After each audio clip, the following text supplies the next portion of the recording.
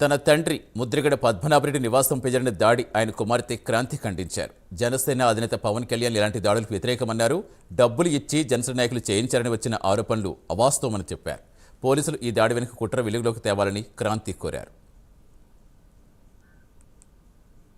Media మిత్రులందరికీ నా నమస్కారం అండి. ఈరోజు కిర్లంపూడిలో నాన్నగారింటి దగ్గర దాడి జరిగిందని టీవీలో చూసి చాలా బాధపడ్డారు. ఇలాంటి దాడులు ఎక్కడ ఎవరి మీద జరగకూడదు. నేను ఈ దాడిని తీవ్రంగా ఖండిస్తున్నాను. పవన్ కళ్యాణ్ గారు ఇలాంటి దాడుల వెనకాల అస్సలు ప్రోత్సహించరు. జనసేన నుంచి చేస్తున్నారని చెప్పి ఆరోపణలు, డబ్బులు ఇచ్చి చేయిస్తున్నారని చెప్పి ఆరోపణలు చేస్తూ ఉన్నారు. పవన్ కళ్యాణ్ గారు ఎప్పుడూ ఇలాంటివి ప్రోత్సహించలేదు. ఆయనకి ప్రజలన్నా నాయకులన్నా ఎంతో గౌరవం.